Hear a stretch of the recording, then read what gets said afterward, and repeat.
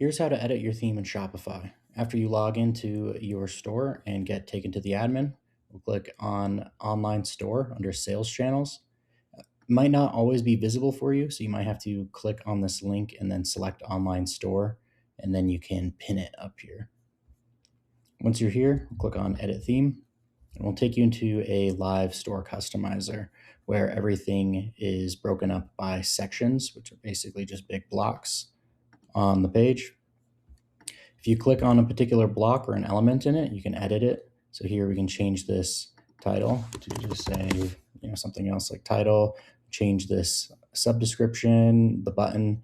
You can see when we click on it, we can change the label of the button as well as the page that it's linked to. If we click around, we can add these settings. In this block, there's additional settings. We can drag stuff around. We can delete something, maybe add a second text.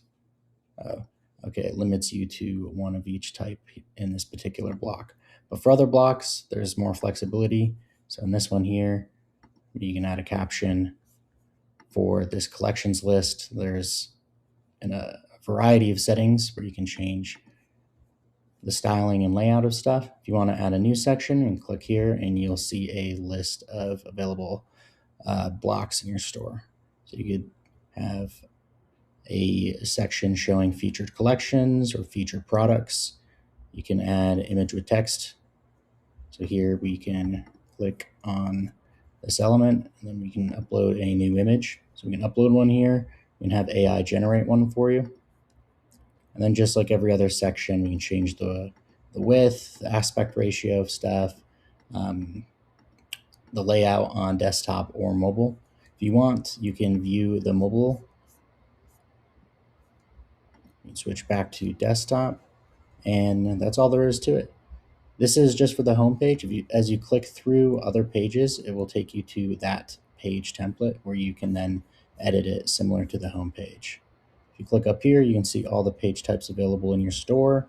It's homepage, products, collections, and then pages and blogs are the big ones. If you click into it, you can see alternate page templates. So you could create a new one and then make it a little bit different than the rest if you want to add something in particular to one of your categories or something that needs unique information. When you're done with your changes, you can just click save up here and it's saved. We also have theme settings on the side here. We can configure more settings, but it's not necessary and you'll rarely go in here after setting up your store initially. Everything you need to worry about is in this column here. And yeah,